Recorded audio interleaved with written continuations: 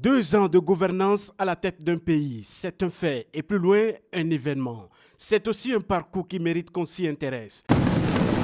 Devant Dieu, les mânes de nos ancêtres, la nation est devant le peuple béninois, seul détenteur de la souveraineté. Nous, Patrice Athanase Guillaume Talon, président de la République élu conformément aux lois de la République, jurons solennellement de respecter et de défendre la Constitution que le peuple béninois s'est librement donnée. Tout a commencé un mercredi 6 avril 2016. Le Bénin ouvre une nouvelle page de son histoire politique. Le 4e président de l'ère démocratique, Patrice Athanase Guillaume Talon, prenait le pouvoir pour un nouveau départ, nous renseignait-il au cours de la campagne. Ceci à travers une cérémonie d'investiture que le nouvel homme fort du pays a voulu solennel et sobre. Son discours poignant d'un homme engagé retentit encore dans nos oreilles comme si c'était hier. Dans une aisance qui a caractérisé son allocution, le chef de l'État a donc donné les marques d'un nouveau départ pour la gestion au haut niveau de notre patrie commune. Il avait prévu faire de la compétence le seul critère de nomination aux différents postes dans l'administration publique. Dans son discours empreint de solennité, il a mentionné la lutte contre la corruption, les réformes des institutions et du système partisan, le partenariat public-privé, la santé, l'énergie, l'eau, le tourisme, la sécurité transfrontalière, la diplomatie, sans oublier les grands chantiers qui l'attendaient. 18 avril 2016, réconciliation entre Boni Yayi et Patrice Talon à Abidjan.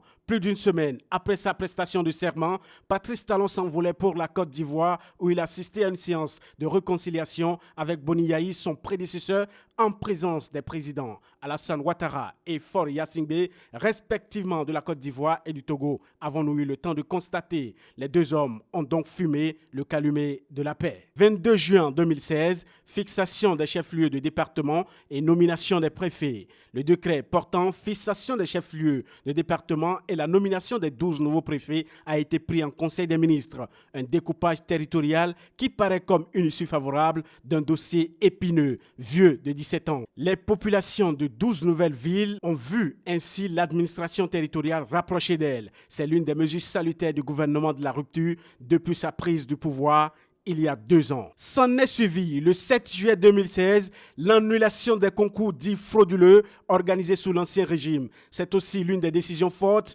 prises par le président Talon et son équipe.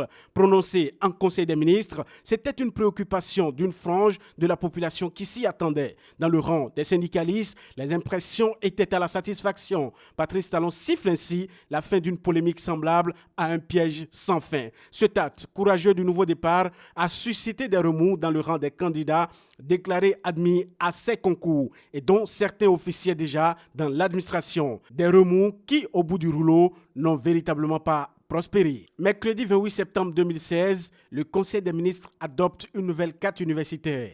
4 universitaires de toutes les polémiques avec comme corollaire le redéploiement des enseignants affectés dans les centres universitaires vers les grandes universités. Le Bénin dispose désormais de 4 universités, dont 2 pluridisciplinaires et 2 thématiques. Ceci pour, nous a-t-on dit, mutualiser les ressources humaines, matérielles, pédagogiques et infrastructurelles et offrir au personnel et aux étudiants de meilleures conditions de travail et d'études tout en s'efforçant, à travers le brassage, de construire et de renforcer l'unité nationale. Les conditions d'études ont-elles véritablement changé? Cette nouvelle carte a-t-elle consolidé l'unité nationale? À chacun de répondre. 5 octobre 2016, interdiction des activités des organisations estudiantines sur tous les campus publics du Bénin. C'est la nouvelle révélée en son temps par le super ministre Pascal Irénée Koupaki. Décision matérialisée par le décret portant interdiction des activités des associations et organisations estudiantines fêtières dans les 4 universités publiques du Bénin. Très tôt, des voix se sont levées pour fustiger le décret gouvernemental. Mais il fallait attendre quelques mois plus tard pour que la Cour constitutionnelle déclare ce décret anticonstitutionnel pour rétablir les étudiants dans ce qu'ils appellent leurs droits. De fait marquant en fait marquant, le 30 novembre 2016, le gouvernement prononce la liquidation de la SONAPRA, l'ONASA, la CAIA et l'ONS, une liquidation qui s'inscrit dans la politique d'un quinquennat. Il s'agit de mettre en œuvre pour les 5 ans à venir un plan d'investissement massif afin de répondre à l'augmentation des besoins alimentaires et à l'accès au marché extérieur et intérieur, avait-il expliqué. 10 décembre 2016, réorganisation du concours des enseignants. Un autre succès à l'actif du gouvernement de la rupture. Après l'annulation du concours frauduleux organisé en 2015, il fallait les réorganiser, mais ce fut un succès. Il décide d'abord de recruter 7033 enseignants contractuels de l'État pour le primaire et le secondaire, juste pour combler le déficit créé par les départs massifs à la retraite de cette même année. 4 avril 2016, un gros coup qui aurait marqué le gouvernement de la rupture et précisément son laudateur, le président Patrice Talon. Les députés votent contre le projet de révision constitutionnelle. 4 jours après, Patrice Talon accorde un entretien à la télévision nationale. L'échec d'une des mesures phares du chef de l'État était au cœur de l'émission. 2021 loin désormais. En 2021, j'aviserai.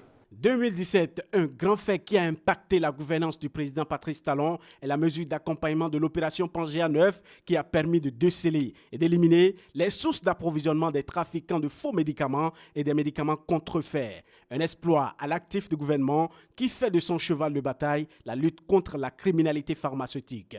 Un secteur qui sera bientôt réorganisé avec à la clé l'analyse des échantillons et l'État comme actionnaire. Le poumon de l'économie nationale n'a pas échappé à ces réformes. Ainsi, en 2017, à l'issue d'un conseil, les plateformes de la société d'exploitation du guichet unique du Bénin Ségub SA et du guichet unique pour les opérations de commerce extérieur ont connu une fusion pour toutes les formalités portuaires. Cette mesure, selon le porte-parole, vise à renforcer le mode de gestion des liasses de documents de prédédouanement. Autre chose à ne pas occulter, la reprise du programme de vérification des importations PVI, objet de litige entre l'État béninois et la société Bénin Control SA. Par ailleurs, la gestion du port autonome de Cotonou, selon le même conseil, devrait revenir désormais à un mandataire délégué. Samedi 7 octobre, devant la diaspora béninoise, Patrice Talon plus nuancé sur la possibilité d'un second mandat. S'il est vrai qu'il a décidé de s'arrêter en 2021 au cours de la campagne, il est aussi évident que sa réforme constitutionnelle introduite au Parlement a échoué. Le sujet était revenu sur tapis, mais à cette occasion, le chef de l'État a fait montre d'une prudence politique avec un discours jonché de petites nuances. 15 novembre 2017, au Palais des gouverneurs de Porto Novo, un séminaire parlementaire d'appropriation des réformes de la police républicaine est initié par le gouvernement Talon. La fusion de la gendarmerie et de la police est aussi un acte important dans l'évolution de l'actualité. Démarrée en 2017, cette réforme a pris corps par le vote de la loi créant désormais la police républicaine en 2018. 10 décembre 2017. La directrice générale du Fonds monétaire international FMI, Christine Lagarde, a eu une séance de travail avec le chef de l'État Patrice Talon. À l'issue de la séance, Christine Lagarde, lors d'une conférence de presse conjointe avec le président, a salué les efforts soutenus du Bénin et a encouragé à poursuivre les réformes en faveur d'un meilleur climat d'affaires et d'un développement pour tous les Béninois. Suite à des événements, le Parlement béninois adopte le 28 décembre 2017 et le 4 janvier 2018, plusieurs textes de loi modifiant et complétant des lois en vigueur. Ces nouvelles lois qui, entre autres, suppriment le droit de grève aux agents de la santé et de la justice, a suscité la polémique dans le pays. À nouveau, la Cour va arbitrer pour le recadrage de cette loi déclarée anticonstitutionnelle. Janvier 2018 à nos jours, la fronde sociale prend une ampleur inquiétante avec les défalcations opérées sur les salaires du mois de février chez les mêmes agents. Les Béninois vivent désormais d'espoir. Ils attendent impatiemment la résolution de cette crise pour pousser un ouf de soulagement. Patrice Talon, avouons-le, ne manque pas d'idées pour faire aboutir ces réformes. Mais dans la pratique, les méthodes adoptées ne semblent pas être du goût d'une partie du peuple béninois, des partenaires sociaux et même de quelques politiques. Ceci en guise d'ébauche d'une série de faits non exhaustifs. Vivement le meilleur pour notre patrie commune et plein succès au gouvernement de la rupture pour les 3 années à venir.